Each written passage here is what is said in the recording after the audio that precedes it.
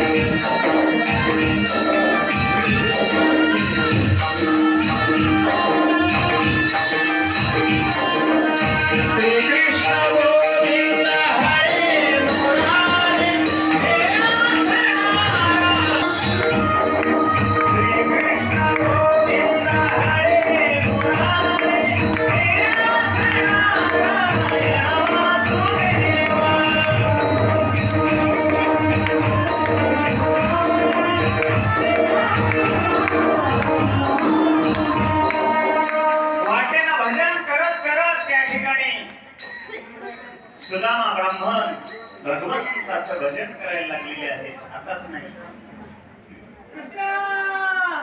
आणि त्या ठिकाणी भगवंताचं भजन करत करत सुदामा ब्राह्मण द्वारकेच्या दिशेनं वाटचाल चालू आहे, थकलेले आहे. आणि एका झाडाखाली सुदामा ब्राह्मण डोकं लावून झोपलेले आहे. भगवंताला काळजी लागली, माझा सुदामा मला भेटण्याकरता या ठिकाणी आलेला आहे.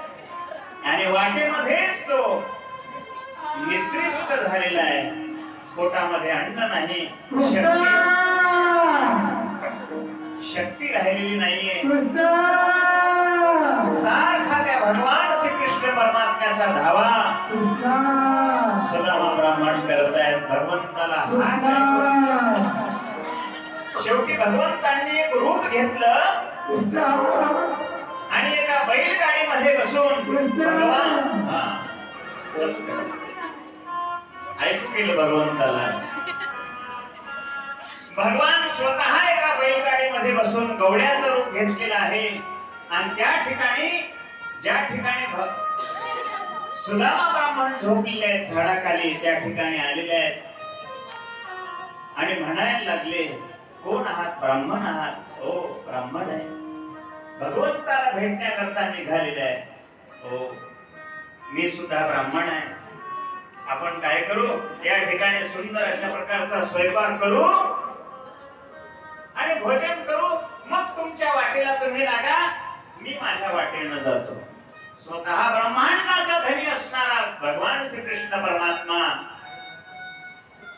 3 धोंडे घेतले, भगवंतांनी चूल पेटवली आणि सुंदर अशा प्रकारची खिचडी केलेली आहे, खीर केलेली आहे. स्वतः आपल्या हाताने सुदामा ब्राह्मणांना ती खाऊ घातली आणि तृप्त झाले सुदामा ब्राह्मण. भगवंतांनी ती खीर खाल्ली आणि शेवटी पोटामध्ये बळ आल्यानंतर, अंगामध्ये शक्ती आल्यानंतर पुन्हा सुदामा ब्राह्मण चलायला लागले.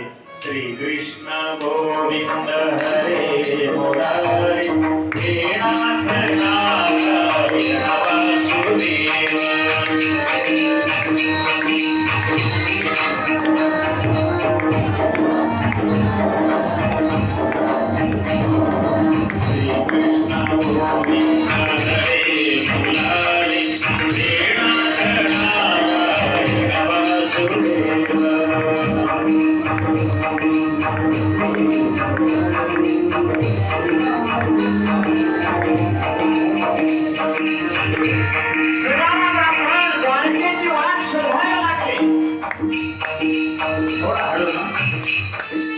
द्वारकेची वाट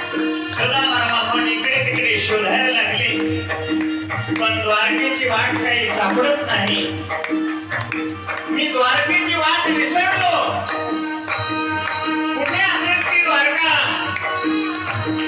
कुठे असेल ती भगवान श्रीकृष्णाची महान असणारी ती द्वारका राजवाडा. फिरत फिरत फिरत इकडे तिकडे शोधायला लागले.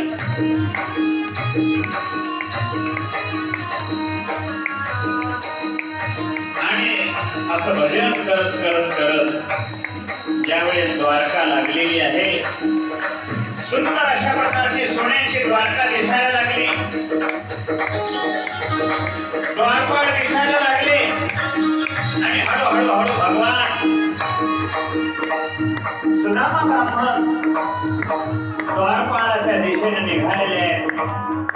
आणि द्वारपाळांनी सुदामा ब्राह्मणांना अडवलं. अडवलं द्वारपाळांनी. सुदामा ब्राह्मण म्हणताय, हे द्वारपाळांनो, भगवान श्रीकृष्ण परमात्मा माझा बाल सखा आहे आणि त्याला भेटण्याकरता मी या ठिकाणी आलेला आहे. मला आतमध्ये सोडा. मला त्या भगवंताचं दर्शन घ्यायचं आहे, त्याची भेट घ्यायची आहे. द्वारपाळांनी सांगितलं, हे ब्राह्मण, आणि काय म्हणतोस? कुठे हा द्वारकेचा राजा? कुठे तुम्ही वृद्ध ब्राह्मण, अंगावरती वस्त्र नाही, आणि भगवान श्रीकृष्ण परमात्मा माझे बालमित्र आहेत म्हणून असं म्हणता? द्वारपाळांनी सोडलं नाही. सुदामा ब्राह्मणांना वाईट वाटायला लागलेलं आहे. काय करावं? कन्हैया से कह दो इधर पे सुदामा गरीब आ गया है, इधर पे सुदामा गरीब आ गया है.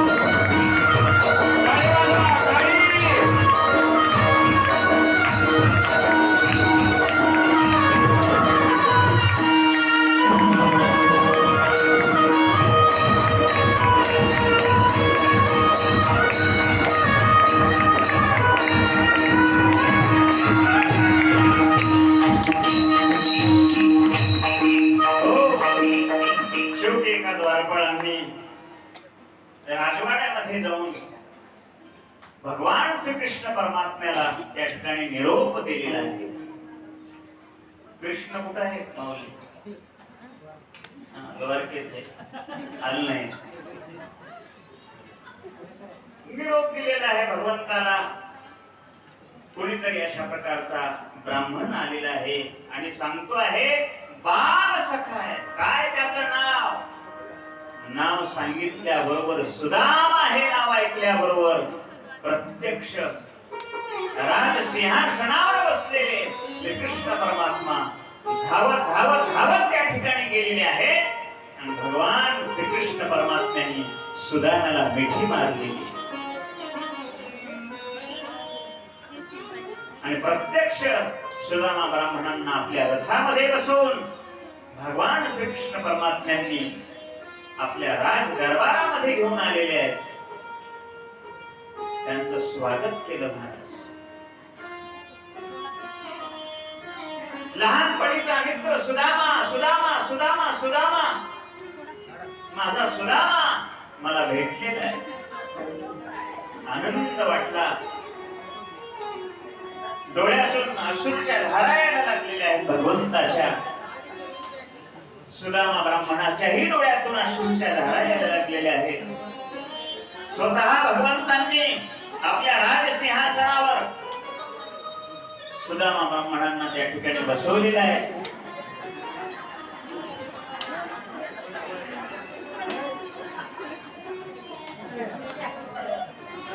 महाराजांना बसू.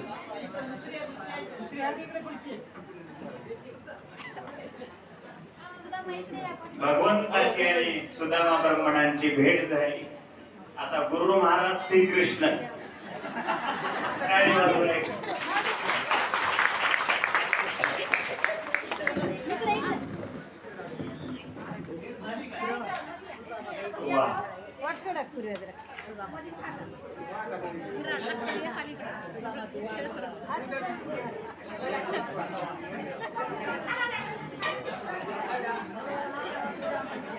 आता नंतर आता फिरू नका.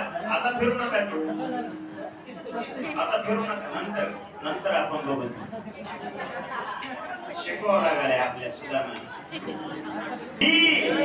द्वारकाधीश भगवान की द्वारकाधीश भगवान की.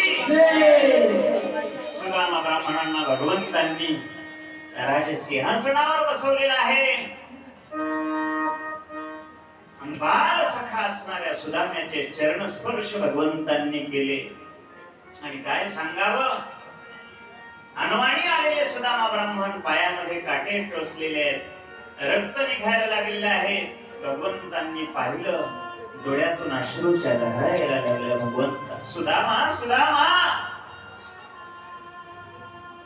अरे माझ्या करता तू किती दूर या ठिकाणी प्रवास केलेला आहेस. बाल सखा नाही का आपण गुरुकुलामध्ये एकत्र शिकायला होतो. गुरूंच्या दरबारामध्ये आपण सगळं काम केलं. आपण लाकडाची मोडी आणायला त्या ठिकाणी जंगलामध्ये जात होतो. अध्ययन करत होतो. हो कृष्णा, बालपण वेगळंच असते ना. पहा की एखादा बालमित्र जर आपला भेटला तर अत्यंत आनंद होत असतो महाराज. सुदामा ब्राह्मणांनाही अशा प्रकारच्या लहानपणीच्या आठवणी त्या ठिकाणी यायला लागली. त्रैलोक्याचा राजा असणारा भगवान श्रीकृष्ण परमात्मा आपल्या डोळ्याच्या अश्रूनं सुदामा ब्राह्मणाचे चरण त्या ठिकाणी धुवायला लागलेले आहे. चरणाश्रुओं से सुदामा के धुलाए. भगवंतांनी सुदामाचे चरण अशा प्रकारचे धुतलेले आहेत. वाद्य पूजा केली. ब्राह्मण आहेत, संत महात्मे आहेत. यथोचित अशा प्रकारचं ब्राह्मण देवतेचं पूजन भगवंतांनी केलेलं आहे. स्नान घातलं. पवित्र अशा प्रकारचं स्नान पूजा सुंदर वस्त्र धारण करण्याकरता दिलेले आहेत आणि पंच पक्वान्नाचं भोजन त्या ठिकाणी बनवलेलं आहे. सगळेजण भोजन करण्याकरता बसलेले आहेत. भगवंताच्या सगळ्या पत्न्या वाढण्याकरता त्या ठिकाणी येऊ लागलेले आहेत. प्रसन्न चित्तानं दोघांनीही अशा प्रकारचं भोजन केलेलं आहे. काही गोष्टी त्या ठिकाणी बोलायला लागलेल्या आहेत. बसल्यानंतर सुदामा ब्राह्मण विचारायला लागले, भगवंता बरं आहे ना सगळं? तुमच्या ब्राह्मणांच्या आशीर्वादाने सगळं काही ठीक आहे. सुदामा ब्राह्मण राज आहे, द्वारकेचं राज्य चालू आहे. भगवंतांनी सुदामा ब्राह्मणांना विचारलं, सुदामा काही लग्न वगैरे? हो झालेलं आहे देवा. मुलबाळ? हो 2-4 मुले. सुखाचा संसार आनंदात? हो भगवंता तुझ्या आशीर्वादानं माझा हा सगळा सुखाचा संसार चाललेला आहे. दुःख सांगितले की देवाला? बोला की कशाचं दुःख सांगितलं नाही महाराज. आनंद चाललेला आहे तुझ्या आशीर्वादानं भगवंता. काही कमी नाही. तुझं नामचिंतन घ्यावं आणि मिळेल की अशा प्रकारचं संसारामध्ये आनंद आहे. आपलं दुःख सुदामा ब्राह्मणांनी भगवंताला सांगितलं नाही. आपण देवाला काय सांगतो दररोज? सगळं दुःख.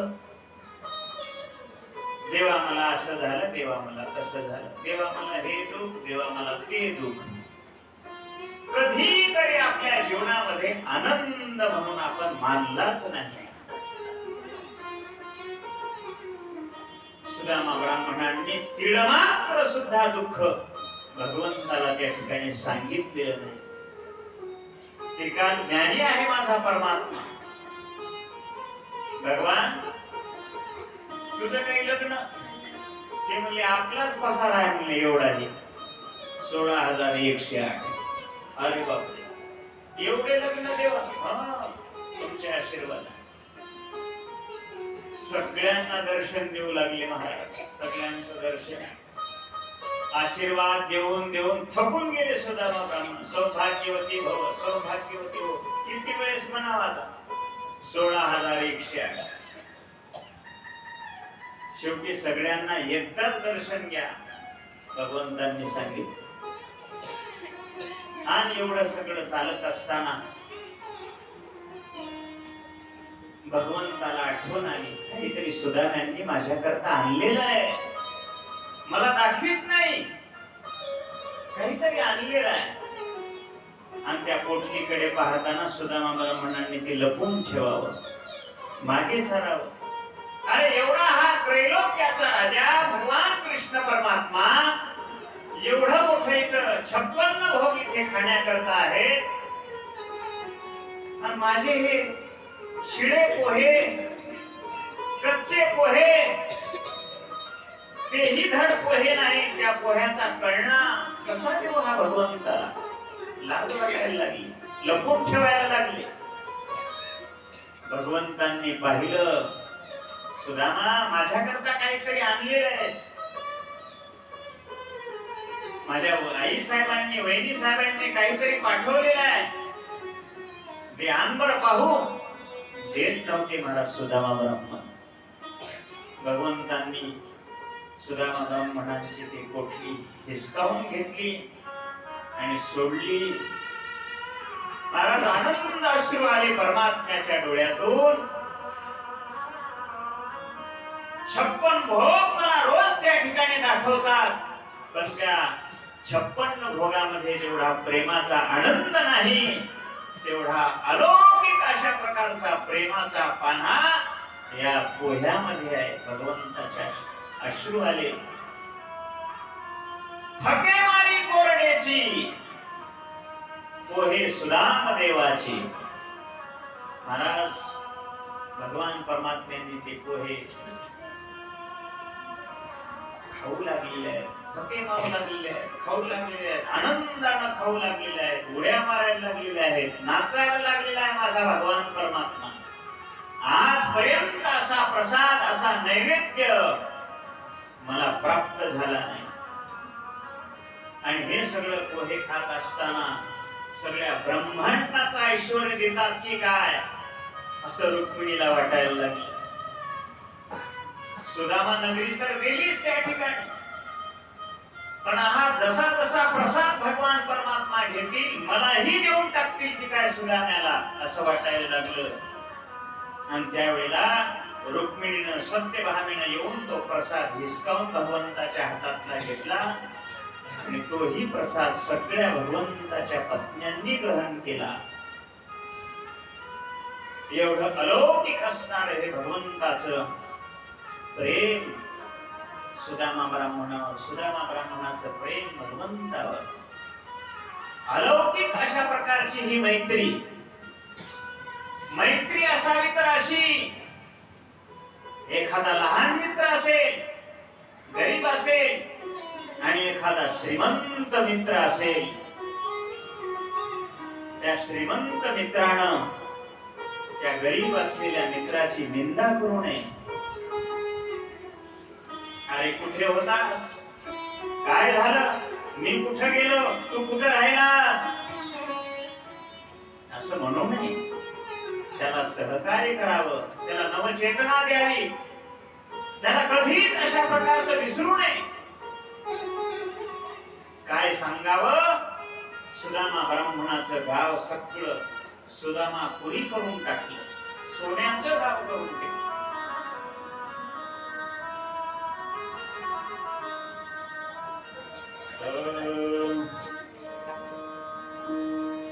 सुदामा ब्राह्मण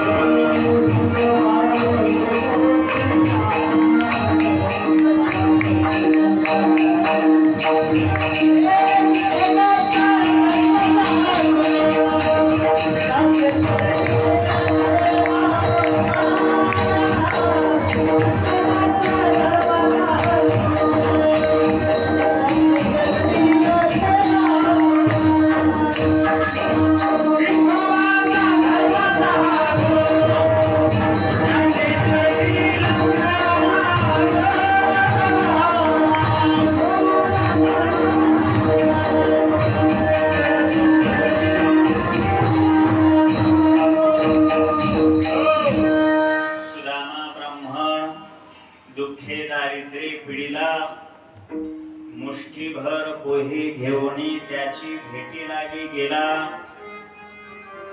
शुद्ध भाव देखोनिया गाव सोनियाचा दिधला. संतांनी वर्णन करून सांगितलेलं, एवढी मोठी ऐश्वर्याची प्राप्ती होऊनही सुदामा ब्राह्मण त्यावेळेला गावाकडे आलेले आहेत. त्यांनी पाहिलं मोठा अशा प्रकारचा राजवाडा, ओळखू येत नाही गाव, झोपडी होती त्या ठिकाणी राजवाडा दिसायला लागला. आपले मुलं पत्नी पाहिली, घरघरीत वस्त्र अंगावर धारण केलेले आहे. पण सुदामा ब्राह्मणांनी या सगळ्या वस्तूचा स्वीकार केला नाही. पुन्हा वनामध्ये अशा प्रकारचे गेलेले आहेत, वानप्रस्थ झाले आणि भगवत चरणाचं चिंतन करून अशा प्रकारचं स्वधामाला गेले. गोपाल कृष्ण भगवान की जय. अशा प्रकारची ही भगवंताची सुदाम देवाची कथा या ठिकाणी श्रवण केलेली आहे. पुढे आता हा द्वापारिक संपणार आणि त्यावेळेला भगवंतांनी सांगितलं की आपलंही हे कार्य आता संपवलं पाहिजे. आणि मग काय झालं? एक दिवस यदु कुळामधले हे यदुवंशी जे आहेत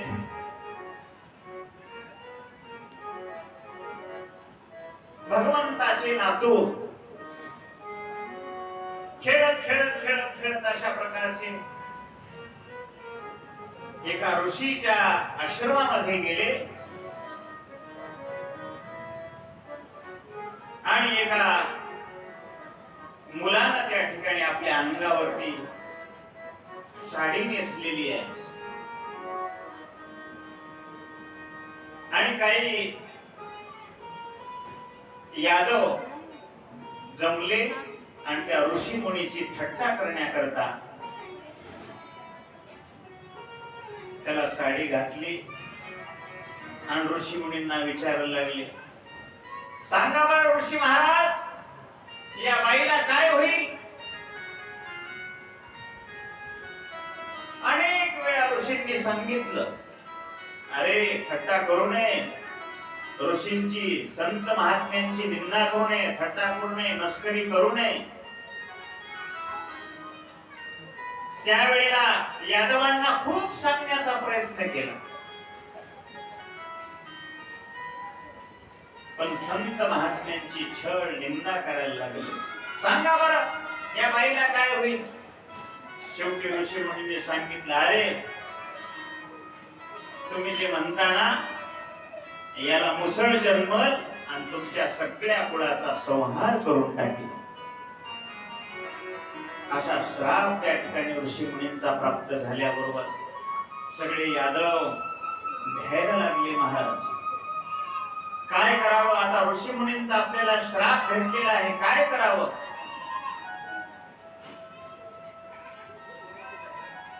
आणि मग खरंच जर त्यांनी पाहिलं तर मुसळ जन्मलेला आहे तर काय,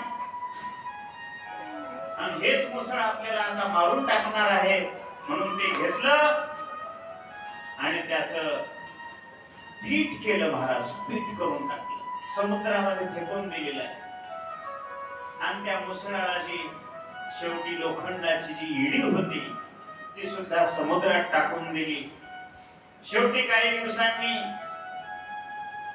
त्याच अशा प्रकार वल्गल तयार झाले आणि एकमेकांना त्या यदु कुळांनी भांडण करता करता करता एकमेकांना त्या झाडपाल्यांनी मारायला लागले.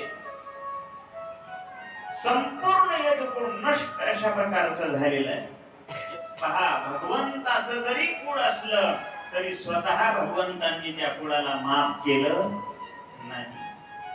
म्हणून कर्माचा भोग प्रत्येकाला अशा प्रकारचा भोगावा लागतो. भगवंतांनी स्वतःचं कुळ सुद्धा शिल्लक ठेवलं नाही, नास्तिक निघाले. त्याच्यामुळे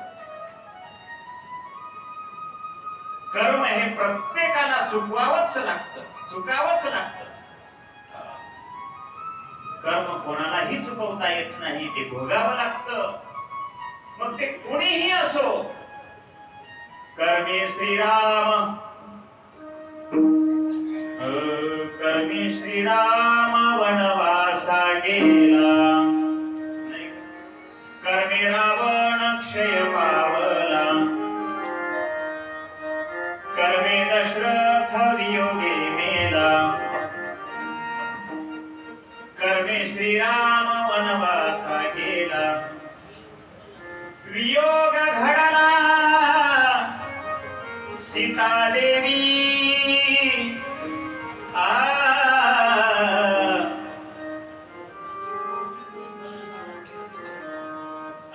कर्मे निर्वंश झाला. सगर राजाला सुद्धा दुःख भोगावं लागलं. कशामुळं?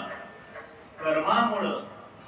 आणि म्हणून यदुकुळ जरी असलं तरी भगवंतांनी काय केलेलं आहे? शिल्लक ठेवलं नाही. सगळं यदुकुळ नष्ट केलेलं आहे. आणि शेवटी भगवान श्रीकृष्ण परमात्मा त्या ठिकाणी एकांतामध्ये बसलेले आहेत, सुंदर अशा कडंबाच्या झाडाखाली. आणि आता अवतार हा संपवायचा आहे. आणि एका व्याधाला त्या मुसळाचं जे टोक होतं, टोक ते सापडलेलं आहे. त्यानं आपल्या ते बाणाला लावलं. निमित्त कारण म्हणावं, तोच व्याध पूर्वीचा जन्मामध्ये कोण होता? वाली. तोच वाली या जन्मामध्ये व्याध म्हणून जन्माला आलेला आहे. भगवंतांनी सांगितलं, अरे पूर्वीच्या जन्मामध्ये तुला मी लपून बाण मारला होता, तुझा वध केला होता. आताच तू व्याधाच्या रूपानं काय कर, मला तू बाण मार. नाही भगवंता, माझ्याकडून हे शक्य होणार नाही. अरे ही कर्माची गती आहे, प्रत्येकाला भोगावीच लागणारी आहे. आणि त्या व्याधानं पाहिलं, हरिण बसले असं की काय दिसायला लागलं. अशी भगवंताची स्वरूप मूर्ती त्या ठिकाणी, भगवान परमात्मा एकांतामध्ये बसलेले आहेत. हरिण आहे असं समजून त्या व्याधानं बाण सोडलेला आहे महाराज. आणि तो बाण भगवंताच्या चरणाला स्पर्श करतोय. निमित्ताला कारण भगवंतांनी आपला अवतार कार्य त्या ठिकाणी संपवण्याचा संकल्प केलेला आहे. आणि हा अवतार समाप्ती करत असताना भगवंतांनी एक दिव्य अशा प्रकारची ज्योत या श्रीमद भागवतामध्ये विलीन केली. आणि स्वतः भगवान परमात्मा वैकुंठ धामाला, स्वधामाला गेलेले आहेत. गोपाल श्री कृष्ण भगवान की. अवतार संपवण्याच्या वेळेला उद्धवांनी विचारलं, भगवंता आता हे द्वापार युग संपणार आहे, आता घोर असणार हे कलियुग येणार आहे. आणि या कलियुगामध्ये तुमचे जे हे सगळे भगवत भक्त आहेत, हे कशाच्या आधारानं राहू शकतील? यांना या कलियुगामध्ये उद्धारून जाण्याचं साधन काय आहे? त्यावेळेला भगवंतांनी सांगितलं, काही काळजी करू नको उद्धवा. हे जे श्रीमद भागवत आहे, त्या श्रीमद भागवताच्या सागरामध्ये मी स्वतः या ठिकाणी प्रवेश करत आहे. गोपाल कृष्ण भगवान स्वकीयं भगवतेज तिरोधाय प्रविष्टोयम श्रीमद भागवतार्णवम. या भागवतामध्ये स्वतः भगवान श्रीकृष्ण परमात्म्यांनी दिव्य तेज अशा प्रकारचं आपलं अस्तित्व ठेवलेलं आहे. म्हणून या ग्रंथाकडे पुस्तक म्हणून न पाहता या ग्रंथाकडे ग्रंथ म्हणून श्रीकृष्ण, प्रत्यक्ष श्रीकृष्ण म्हणून या ग्रंथाकडे पाहावं, असा हा अलौकिक श्रीमद भागवत ग्रंथ आहे. तो ग्रंथ या ठिकाणी आपण श्रवण केलेला आहे. आणि पुढे परीक्षित राजाला आज 7व्या दिवसाची कथा राजा परीक्षितीला शुकाचार्यजी महाराजांनी सांगितलेली आहे. सांग राजा, तुझ्या जीवनामध्ये काय अशा प्रकारचं तुला काय वाटू लागलेलं आहे? त्यावेळेला परीक्षित राजांनी सांगितलं, भगवंता मला आता मरणाचं किडमात्र भय राहिलेलं नाही. तो तक्षक आला काय, माझ्या देहाला चावला काय, मला काही याचा फरक पडणार नाही. मरण्याच्या अगोदर मी अशा प्रकारचं मुक्तीला प्राप्त झालेला आहे, ते तुमच्या आशीर्वादामुळे.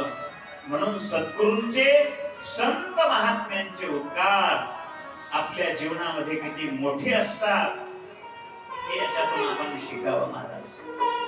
कितीही संसारामध्ये दुःखाचा डोंगर आला, सद्गुरूला शरण जावं, संत महात्म्यांना शरण जावं, त्यांना प्रश्न विचारावं. कै मी उद्धार पावेन, काय कृपा करील नारायण, ऐसे तुम्ही सांगा संत जन, करा समाधान चित्त माझे करी हे खंडैल करवा परुषेर धर्माधर्म। हे भगवंता, मला या दुःख सागरातून तारून नेण्याचा मार्ग तुम्ही सांगा, असं सद्गुरूला शरण जावं।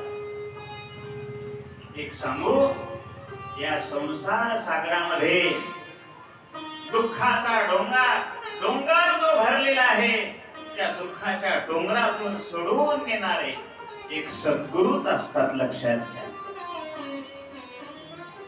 सद्गुरु वाचोनी संसारी तारक, सद्गुरु वाचोनी संसारी तारक।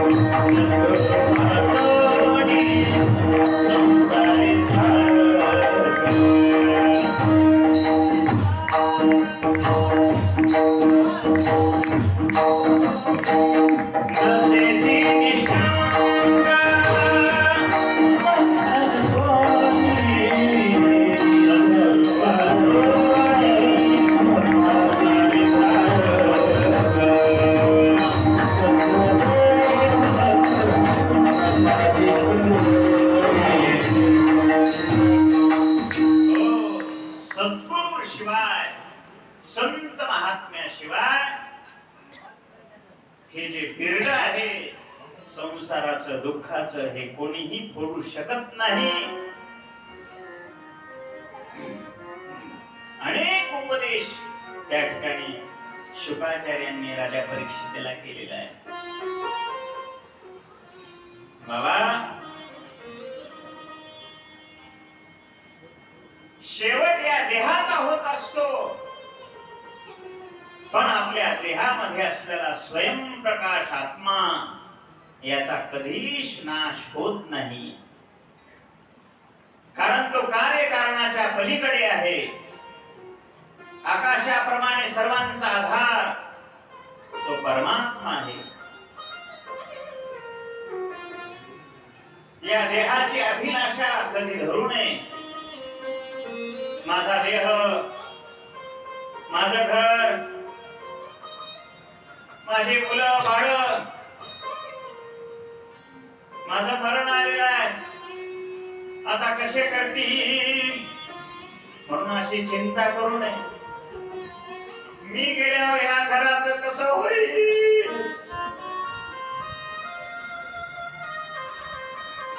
मी गेल्यावर कसे खातील, तू जाऊन बघ, सगळं खातात, बरोबर करून खातात, एकदा जाऊन बघ। हे जे घरातले आपल्यावर प्रेम करतात, प्रेम करतात, प्रेम करतात, आपल्याला असं वाटते की नाही, हे फार अशा प्रकारचे संसारातले लोक मतलबी आहेत, मतलबी। कोरोनानं दाखवलं, गुरु महाराज सांगायले, एकनाथ महाराज, कोरोनामध्ये दाखवलं कोण कोणाचा आहे। आपल्या खेड्यामध्ये आला नाही तेवढा, सिटीमध्ये पहा, कोरोना झालेल्या त्या घरातल्या माणसाला दुरून भाकर देऊ लागले, कुत्र्याला टाकले म्हणे, कुत्र्याला.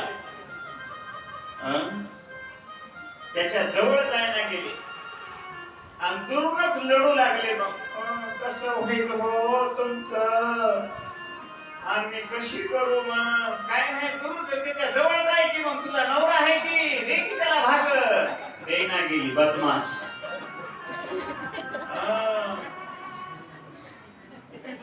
नाही का ते भाला करू लागले, भाला. आणि त्या भालाला भाकर अडकून देऊ लागले शेतात नेऊन. नाही महाराज, या संसारामध्ये उग वरवर वरवर प्रेम आहे. नाही रे नाही कुणाचे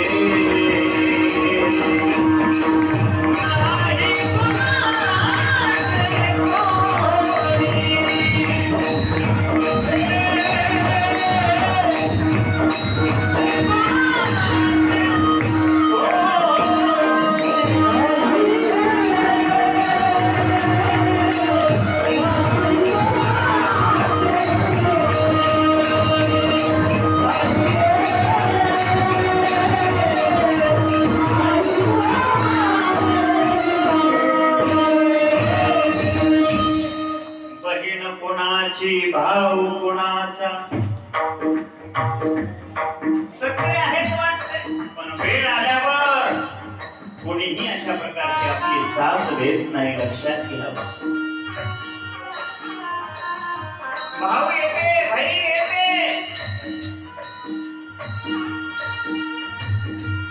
दिवाळीला बोलवलं, बहिणीला आनंद वाटतो. आणि एखाद्या दिवाळीला जर भाऊ विसरला, एखाद्या दिवाळीला जर भाऊ बहिणीला न्यायचा विसरला,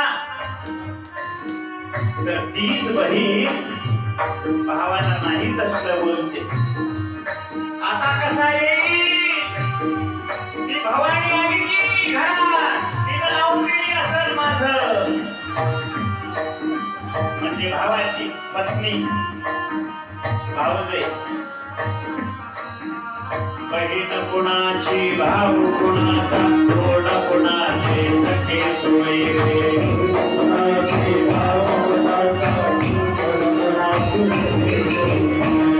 या जगामध्ये अनेक भाऊ असा आहे, प्राणापेक्षाही भावाला जोपासतात. आणि असेही भाऊ पेपरामध्ये वाचवायला मिळतात. एवढूशा धुऱ्या करता भावाचं भांडण होऊन डोसके फोडून केला. पेपरामध्ये वाचतो आपण. हा कोणता भाऊ? हे सगळं शिकवणार म्हणजे श्रीमद भागवत आहे, लक्षात घ्या. भावामध्ये अलौकिक अशा प्रकारचं प्रेम असलं पाहिजे. पित्या पुत्रामध्ये अलौकिक अशा प्रकारचं प्रेम असलं पाहिजे. अरे त्या लहान मुलांना जीवाचे काबाड कष्ट करून या आई वडिलांनी शिकवलं, मोठं केलं, नोकरीला लावलं. त्याच मुलांनी या आई वडिलांना घराच्या बाहेर काढलं. हे कुठलं शिक्षण? हे कोणता इंजिनियर? हे कोणता डॉक्टर?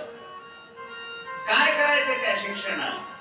ज्या शिक्षणामध्ये संस्कार नसतील, हे शिक्षण नको आम्हाला ते शिक्षण.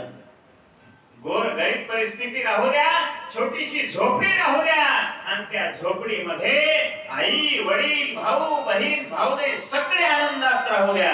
स्वर्गाच्याही पलीकडे अशा प्रकारचं ते घर आहे. टाळी वाजवा. हो, स्वर्गाच्याही अशा प्रकारचं पलीकडचं ते घर आहे.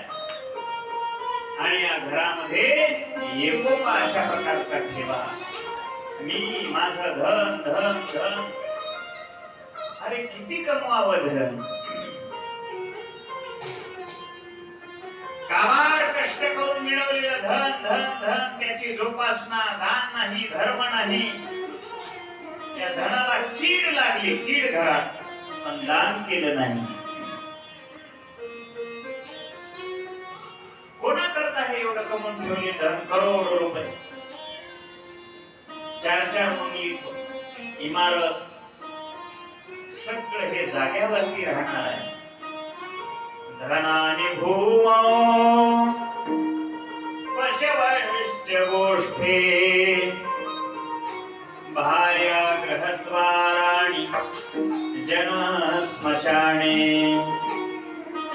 देहश्चितायां परलोक मार्गे कर्माणो गच्छति सोबत काय येणार आहे. फक्त अशा प्रकारचं तुम्ही केलेलं सात्विक कर्म हे तुमच्या सोबत येणार आहे. लक्षात घ्या.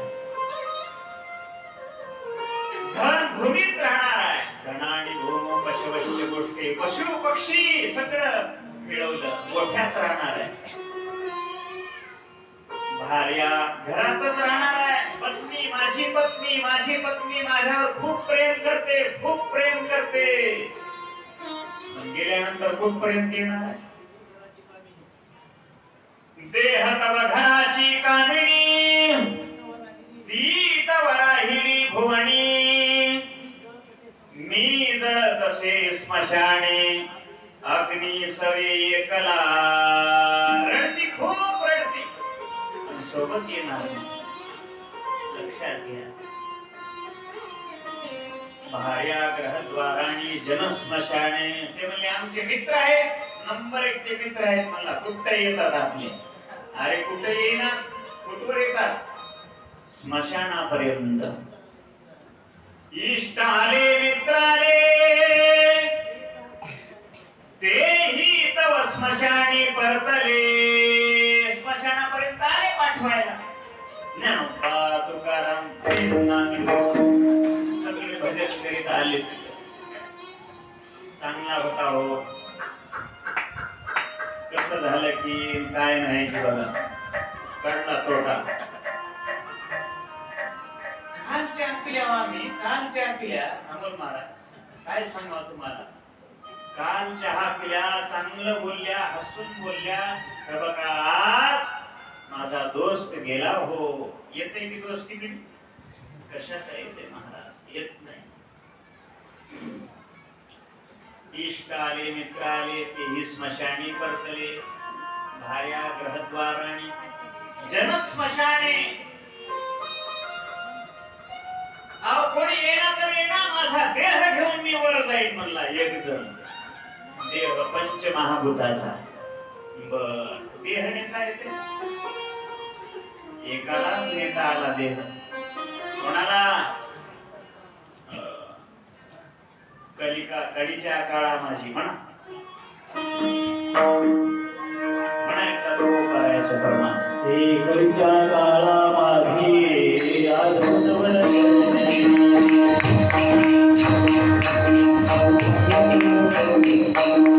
मानव देह घेऊनी रामा गेले.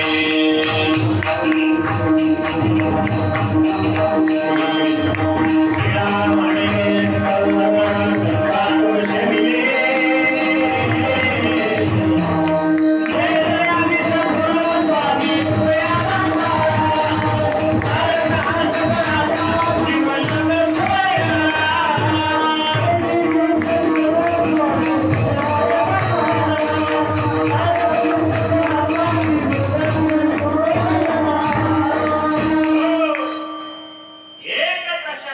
कसं गेले तुकोबाराय सदेह वैकुंठाला गेले. आता काय मूर्ख कीर्तन करावं एक म्हणलं काल परवा तुकोबारायचं वैकुंठ गमन.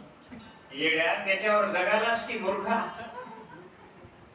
असं बोलतोस? नाही महाराज, आमच्या वारकऱ्याचा प्राण म्हणजे तुकोबारायचं वैकुंठ गमन. लक्षात, सदैव वैकुंठाला जाणारे माझे तुकोबाराय.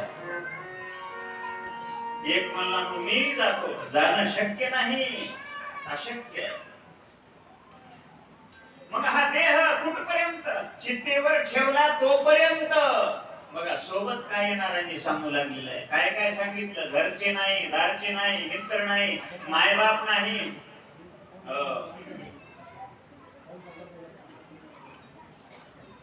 शेवटी तुमचं शरीर सुद्धा नाही. चितेवर शरीर धन धन धन जळून जाणार. देहश्चितायाम, शरीर जळून गेलं. पंचमहाभूताचं होतं. पृथ्वीतलं तत्व पृथ्वीमध्ये गेलं. आपाचं तत्व आपामध्ये विलीन होऊन गेलं. तेजाचं तत्व तेजामध्ये विलीन होऊन गेलं. आकाशाचं तत्व आकाशात गेलं. वायूचं तत्व वायूमध्ये विलीन गेलं. कुठं राहिलं शरीर? बोला. शरीर सुद्धा संपलं. आता काय राहिलं शिल्लक? बोला. आता जीव शिल्लक राहिला. तो जीव म्हणजेच परमात्मा आहे. आणि जे आपण जन्मभर केलेला आहे ते कर्म, त्याचा लेखाजोखा, आणि तो जीव म्हणजे परमात्म्याचा अंश असणारा तो जीव तिकडे जातो आणि त्याचा लेखाजोखा सगळा त्या ठिकाणी वाचला जातो. कर्मानुगो गच्छति जीव एकः. मग तिथं फाईल काढतात. फलाण्याची फाईल उघडा. कोण होते? फलाणे दिसताने होते. काय काय केलं? सगळं अशा प्रकारचं पुण्य केलेलं आहे. दान धर्म केलेला आहे. भजन कीर्तन अन्नदान, भगवंताची भक्ती, नाम घेतलेलं आहे. मग मात्र पुण्याच्या बळावर स्वर्गामध्ये जागा, वैकुंठामध्ये जागा, कैलासामध्ये जागा अशा प्रकारची प्राप्त होत असते. आणि पाप्याला नरकाची प्राप्ती होत असते. आपण वर्ण ऐकलेलं आहे नरकाचं. 21 प्रकारचे नरक सांगितलेले आहेत. असे विविध पाप कर्म केल्यानंतर त्या ठिकाणी भोगण्याकरता पाठवतात. म्हणून या नरदेहाच्या रूपाने हे आपण परमात्म चिंतन करून परमधाम स्वधामाला प्राप्त व्हावं अशा प्रकारचा उपदेश शुकाचार्य महाराजांनी राजा परीक्षितीला केलेला आहे. तू मृत्यूचाही मृत्यू असणारा ईश्वर आहेस, तो तू आहेस. म्हणून ब्राह्मणाच्या शापाने प्रेरित झालेला तक्षक तुला भस्म करू शकणार नाही. आता चावला तरी तुझ्या शरीराला चावणार आहे, तुला नाही. आणि म्हणून मीच परमधाम ब्रह्म आहे, परमपद आहे, याचं अनुसंधान कर. आपल्या निरुपाधिक स्वरूपाला अशा प्रकारचा तो स्थिर हो, अशा प्रकारचा उपदेश शुकाचार्य महाराजांनी राजा परीक्षितीला केलेला आहे. चरणावर नतमस्तक झाले. शेवट गोड झाला महाराज परीक्षितीचा. गोपाल कृष्ण भगवान की शेवट तो हला. शेवट तो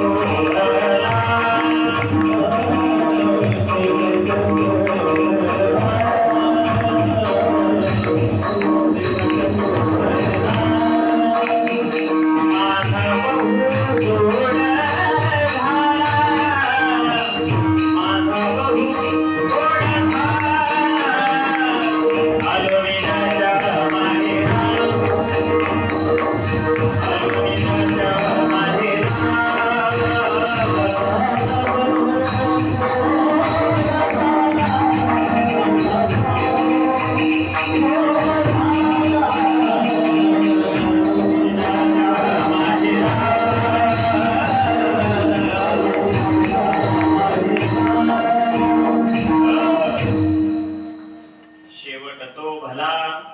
माझा बहु गोड झाला. प्रत्येकाचा शेवट अशा प्रकारचा गोड व्हावा, असंच या ठिकाणी आपण अभिष्ट चिंतन करूया. पुढे 12 स्कंधामध्ये विभिन्न पुराणांची श्लोक संख्या सांगितली आणि श्रीमद भागवताचा महिमा शेवटीही थोडा सांगितलेला आहे.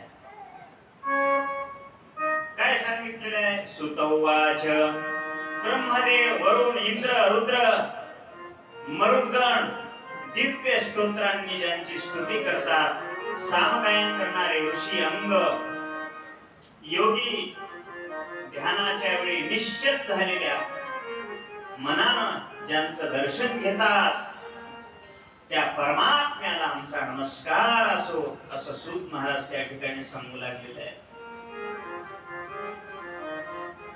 जे पुराण आहे त्याची श्लोक संख्या त्या ठिकाणी सांगितली. 18 पुराण आहे बघा. 4 वेद. वेद किती आहेत? 4. त्याची नाव सांगता का कोणी? बक्षीस देता मीन महाराज, सांगा वेदाचे नाव. ऋग्वेद, यजुर्वेद, सामवेद आणि अथर्ववेद. त्याला दिले आधीच बक्षीस. महाराजांची शाल. हे 4 वेद लक्षात ठेवा. आपले धर्मग्रंथ. आपला धर्मग्रंथ कोणता आहे? भगवद्गीता. त्या न्यायालयामध्ये, कोर्टामध्ये हिंदू जर असेल तर त्याला काय देतात? भगवद्गीतेची शपथ. मी खरं बोलणार आहे, हे आपला धर्मग्रंथ आहे. महाभारत, इतिहास, 6 शास्त्र, 18 पुराण, अशा प्रकारच्या अनेक ग्रंथ संपदा, संत वाङ्मय. पुराणाची वेगवेगळी श्लोक संख्या त्या ठिकाणी थोडीशी सांगितलेली आहे. इत्यादींचा महिमा त्या ठिकाणी सांगितला. ब्रह्मपुराणात 10,000, पद्मपुराणात 55,000, विष्णू पुराणात 23,000, शिवपुराणात 24,000 श्लोक सांगितले आणि श्रीमद भागवताचे श्लोक 18,000 श्लोक सांगितले. दशाष्टौ श्री भागवतम नारदम पंचविंशति मार्कंडम नववाह्नम च दशपंच चतुश्शतम. नारद पुराणामध्ये 25,000, मार्कंडेय पुराणामध्ये 9,000, अग्नि पुराणामध्ये 15,000 अशा प्रकारचे अनेक श्लोक सांगितलेले आहेत. भविष्य पुराण, वराह पुराण, कूर्म पुराण अनेक सांगितलेले आहे.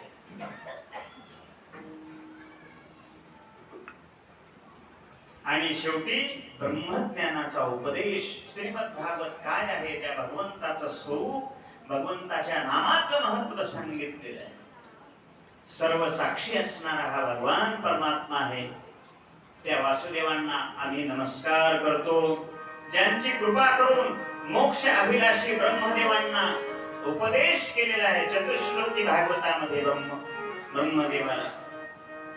आणि त्या योगीराज ब्रह्मस्वरूप श्री शुकदेवांना सुद्धा आमचा नमस्कार असो.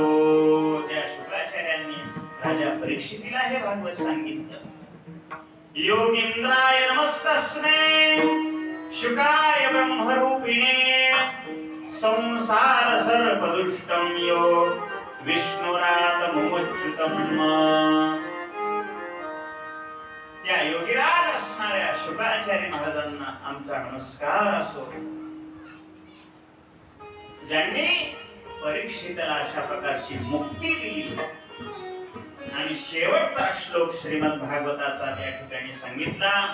ज्या भगवंताच्या नामाचं संकीर्तन सर्व पाप सर्वथैव नष्ट करतं आणि ज्या भगवंताच्या चरणांना केलेलं वंदन सर्व प्रकारची दुःख नाहीस करतं, त्याच परमतत्व श्री हरींना आम्ही नमस्कार करतो, अशा प्रकारचा एक शेवटचा श्लोक सर्वांनी माझ्या मागे म्हणायचा आहे. सर्वांनी तो श्लोक म्हणायचा आहे. अनन्य पुण्याई आपल्याला प्राप्त होणार आहे. या 7 दिवसामध्ये तो श्लोक सर्वांनी मागे म्हणायचा आहे. ताठ मांडून बसा, डोळे लावून भगवंताचं चिंतन करा आणि एक श्लोक आपण सर्वांनी म्हणूया. नाम संकीर्तनम यस्य, सर्वांनी मागे म्हणा. सर्व पाप प्रणाशनम, प्रणामो दुःख शमनस, तं नमामि हरिं परम. नाम संकीर्तनं यस्य, सर्व पाप प्रणाशनम, प्रणामो दुःख शमनम,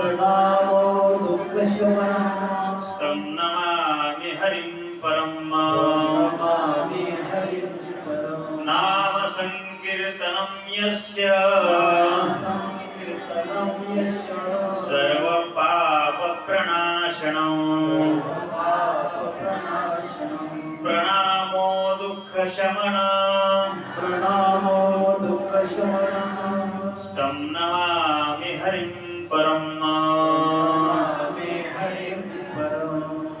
इति श्रीमद्भागवते महापुराणे वैयासिक्याम् 18सहस्रयां परमहंस्यां संहितायां 12 स्कन्धे 13 इति 12 स्कन्ध सम्पूर्णोऽयं ग्रन्थ. श्रीकृष्णार्पणमस्तु. श्रीगुरुचरणारविन्दार्पणमस्तु. गोपाल श्रीकृष्ण भगवान